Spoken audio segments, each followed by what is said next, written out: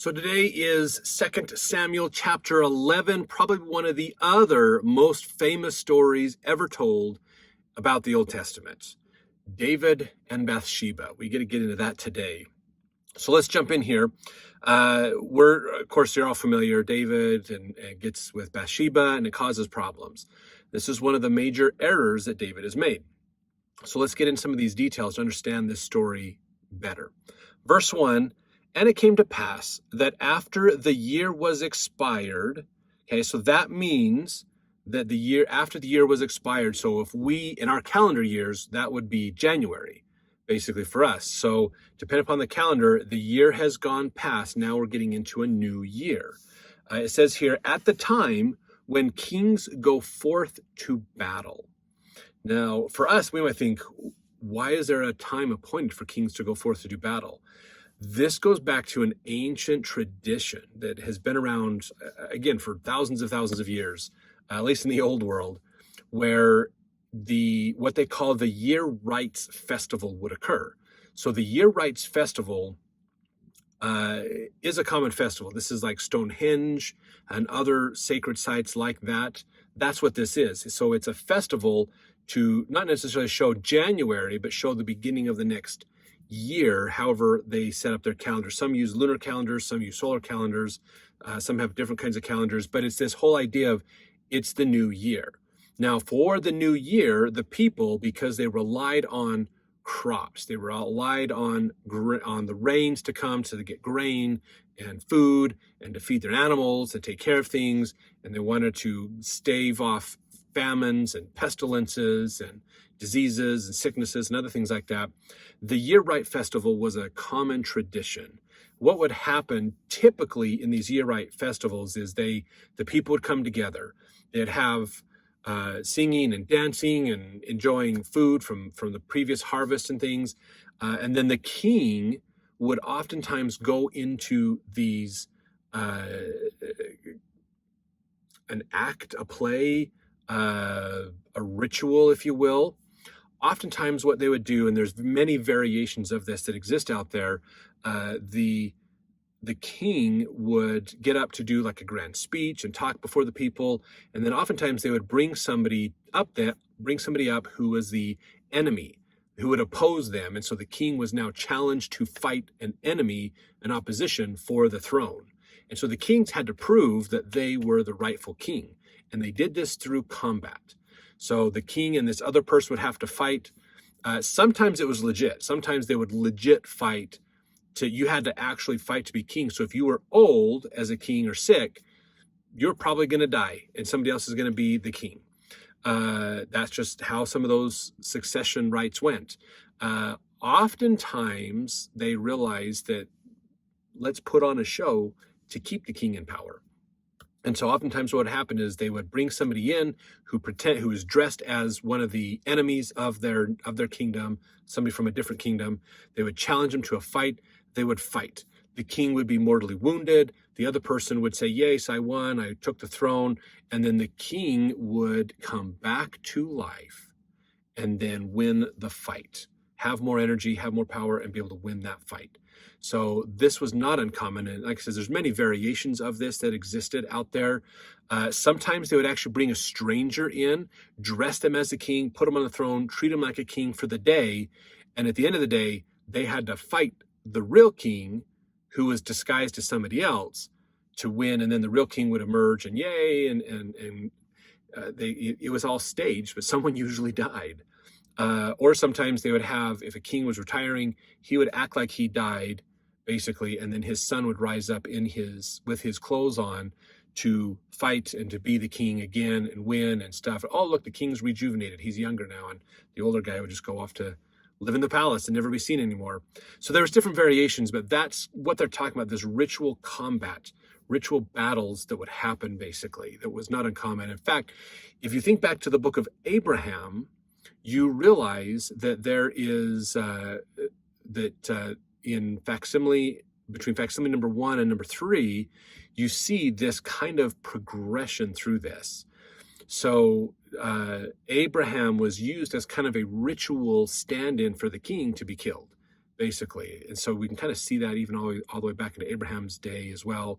So this is kind of, the rituals changed over time, but this is kind of what's happening basically there. If you want to learn more, I believe it's Hugh Nibley's book, actually, Old Testament Related Studies, has a whole chapter just dedicated to the year rites festivals. In Egypt, they were called the Sed Festival as well. So a lot of fun there. So now David sent Joab and his servants with him and all Israel, and they destroyed the children of Ammon and besieged Rabbah, but David tarried still at Jerusalem. So David didn't end up going out to battle. He sent his army to battle, and this was probably not uncommon, where the king actually, even though the king's supposed to be the ruler, the defender of the people, the king's like, you know what, I could die doing this, so I'm going to send my army instead of me. So there were probably a bunch of armies sent out to fight, and the kings would stay back. But times were good for Israel. They didn't have much of a worry, so David didn't get into the battle. He stayed at home and was hanging out while his army and his servants were out battling, basically, and fighting. Verse 2, and it came to pass in an evening tide that David arose from off his bed and walked upon the roof of the king's house. Now, just pause there for a second. This might sound strange to a lot of us if you're familiar with more traditional construction of having a roof out of asphalt or other things like that. But you have to think about the idea that this is the Middle East. So they didn't have the snow that we have. So they didn't need these pitched roofs to do things with. They could have a roof that was flat. And it was often especially if you watch videos of things happening in the Middle East, you'll see these houses made of adobe or made of other materials, rocks and other things. Oftentimes they had a flat roof, and they had stairs that would go up onto that roof, and then they would have, sometimes the roof would be covered with large blankets or cloths to shade them, and that's where they would go hang out. So because it was too hot to be inside the house, so they'd go up there where they can get a breeze up above the streets and things and have some privacy, but still be able to enjoy themselves and be outside. So David's going up on the palace. He's probably done this numerous times.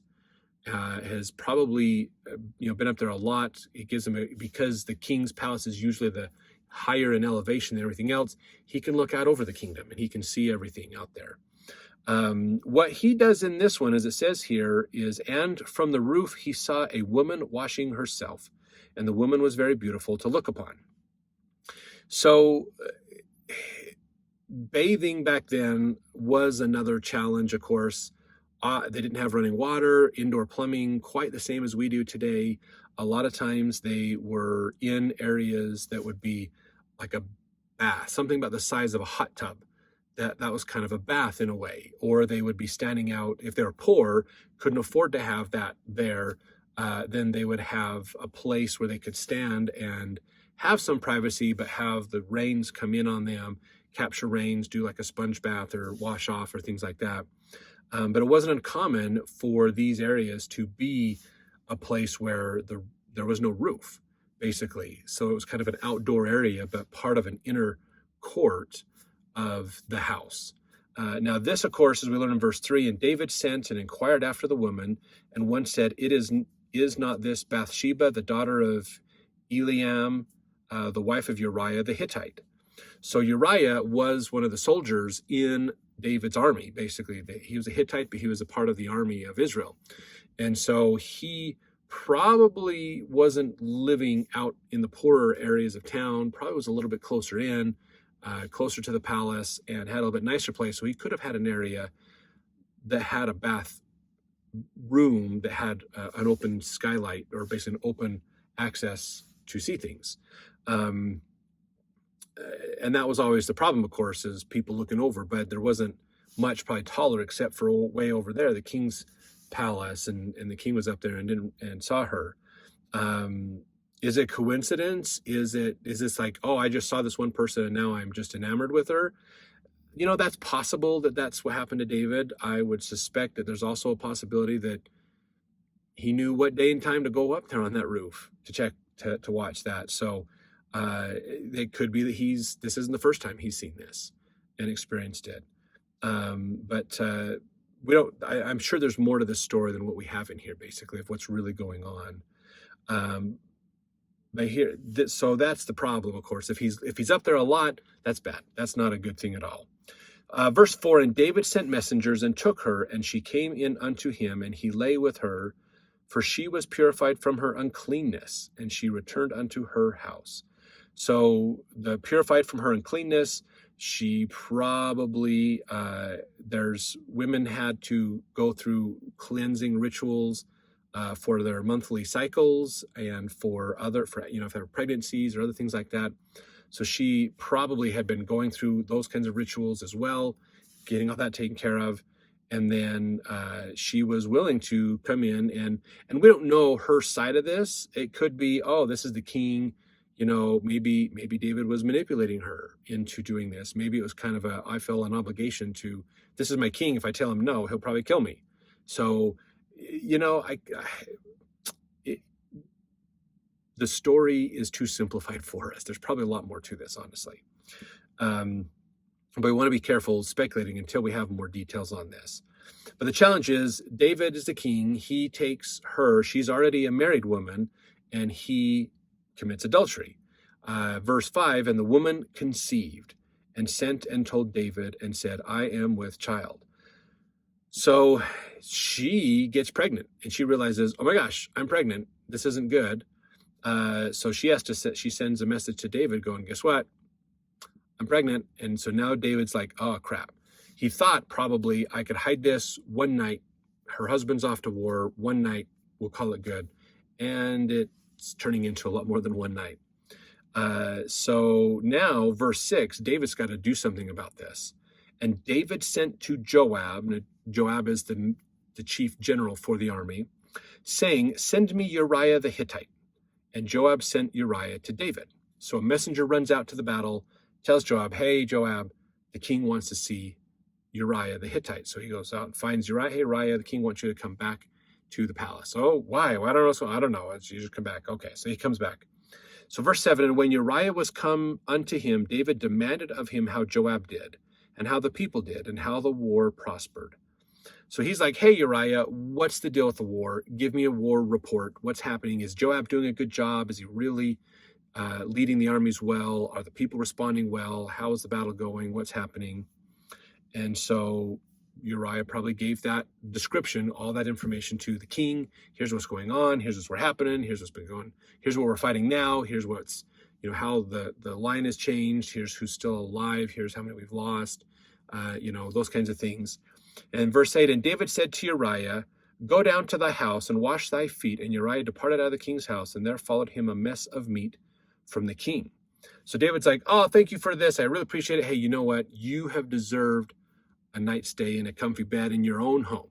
Go home, get cleaned up, have a good night's sleep, and then tomorrow you can go back, basically. And then he sent a bunch of meat. So he sent food for Uriah and his family as well to be like, hey, we're going to take care of this.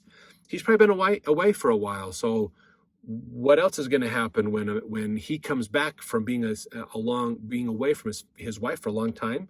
They're probably going to be intimate. So, and David's counting on this to happen. David is totally counting on Uriah going, hey, honey, I'm home from the war just for tonight. So let's get to know each other better. It's been a while, so let's hang out together since I've got a limited time.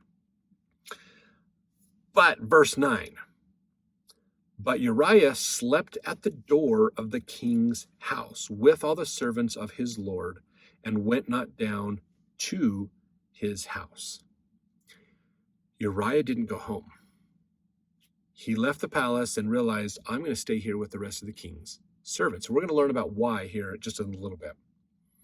Verse 10, and when they had told David, they meaning the other servants, when the other servants had told David, saying, Uriah went not down unto his house, David said unto Uriah, camest thou not from thy journey? Why then didst thou not go down unto thine house? So David calls Uriah back in going, dude, my people are telling me you slept with the servants on the outside in the streets, basically. You just hung out there. Why? Why did you not go home? You deserve to go home, and you deserve to have some rest and labor from the war. So verse 11, and Uriah said unto David, the ark and Israel and Judah abide in tents, and my lord Joab and the servants of my lord are encamped in the open fields. Shall I then go into mine house to eat and to drink and to lie with my wife? As thou livest and as thy soul liveth, I will not do this thing. So Uriah is basically saying, look, I left the palace, and I got realizing all my brothers in arms, my generals, my leaders, even the Ark of the Covenant, the symbol of God, is staying in a tent. Why should I stay in any conditions better than them? I'm not better than any of them. I'm going to sleep out here with the king's servants in the street because they're sleeping in harsh conditions as well. So, and I think there's a lot of logic in what Uriah is saying in there, basically. But this doesn't go as well for David. So verse 12, and David said to Uriah, tarry here today also, and tomorrow I will let thee depart. So Uriah abode in Jerusalem that day and on the morrow. So David's like, all right, we'll stick around then for a little bit longer. So he sticks around for a little bit longer, hangs out. Verse 13, when David had called him, he did eat and drink before him, and he made him drunk. At even he went out to lie on his bed with the servants of his Lord, but went not down to his house. So David got him drunk, got him full of food. He's all excited and happy, got him drunk, and still couldn't get him home, basically. So Uriah's not going home. Even drunk, he's not accidentally going home. He's staying with the servants, basically. So this is a problem because David needs cover for the sin he has committed. So he was hoping Uriah would go home, hang out with his wife, and then, oh, look, honey, 9 months later, there's a baby. Yay. And he could cover it up and no one would know the difference. Just him and Bathsheba would be it. But Uriah is not playing along. Uriah is showing lots of integrity in what he's doing, but he's not playing along with what David wants him to do. So verse 14, and it came to pass in the morning that David wrote a letter to Joab and sent it by the hand of Uriah. Oh, how bitter that would be if Uriah knew what was in that letter. Verse 15, and he wrote in the letter saying, set ye Uriah in the forefront of the hottest battle, and retire ye from him, that he may be smitten and die. That's what was in the letter. Hey, Joab, this is King David. I want you to put Uriah in the middle of the fiercest battle you've got, and then I want you to retreat and leave Uriah by himself. Don't give him any support. Don't give him any help. Let him die.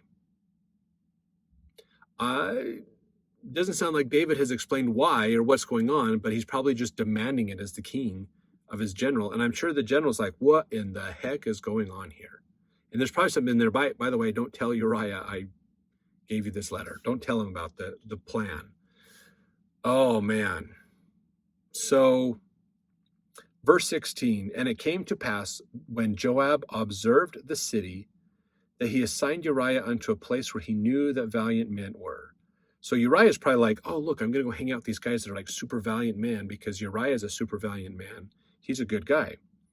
Verse 17, and the men of the city went out and fought with Joab, and there fell some of the people, the servants of David, and Uriah the Hittite died also.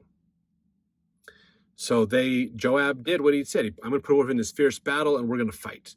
It doesn't say that Joab retired and pulled back and left Uriah out there to hang.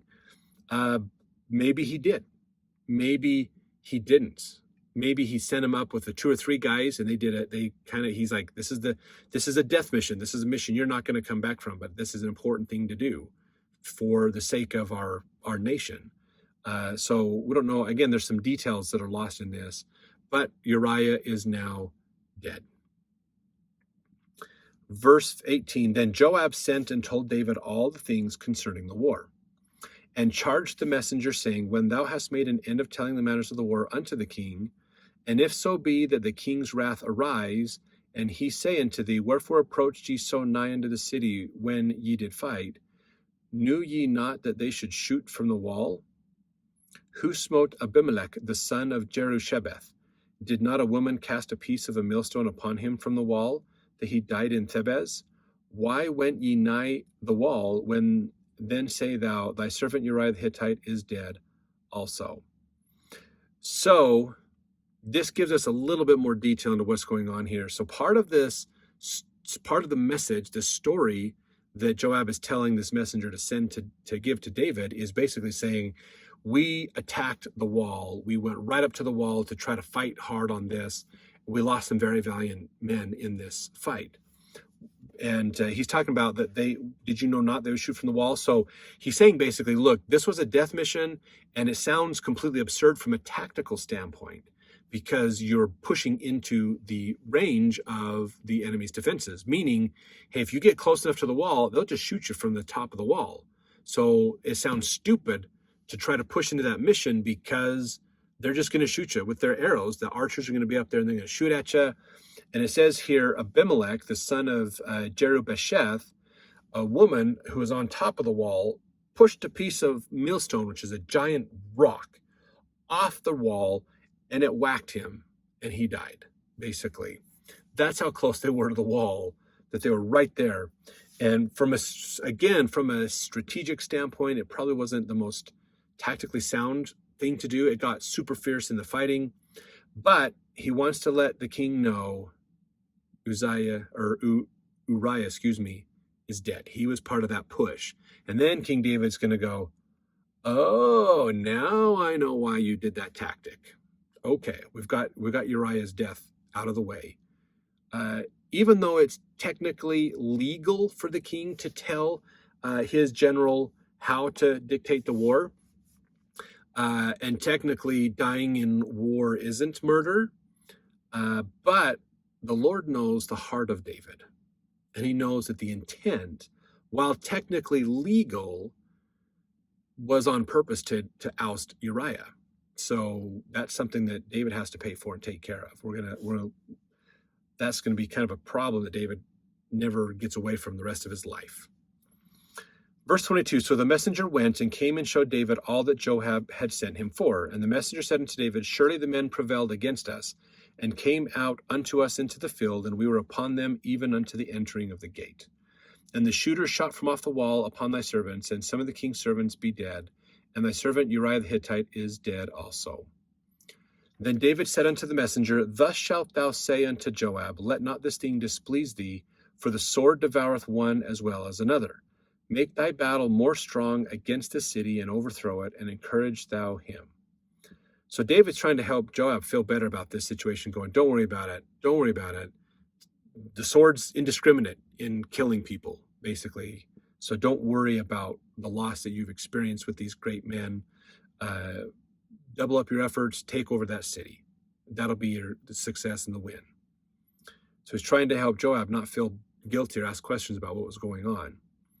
Verse 26, and when the wife of Uriah heard that Uriah, her husband, was dead, she mourned for her husband. So there's a process that a woman would go through to mourn for her husband. Verse 27, when the morning was past, David sent and fetched her to his house, and she became his wife and bare him a son. But the thing that David had done displeased the Lord. So we have to realize that the challenge here is, of course, David is trying to hide his indiscretion, and he ended up causing a second indiscretion because of it. He had an affair. He committed adultery, basically, with Bathsheba. Then he basically committed legal murder, which doesn't work. Legal murder doesn't work in God's eyes. It's still murder. Still a bad thing because God deals with more intentions than actions. And so David's in a bad spot when it comes to the Lord. The Lord has helped him and Israel a lot in the past. Now they've got some problems. So I'd love to hear if you have any thoughts or comments about this story, what it means to you or what you've learned from it as well. And we look forward to seeing you in the next video as we continue to get the rest of this information on what happens to David when he finally has to confront the Lord on the challenges and problems that he's now created with these sins. So we'll see you in the next chapter.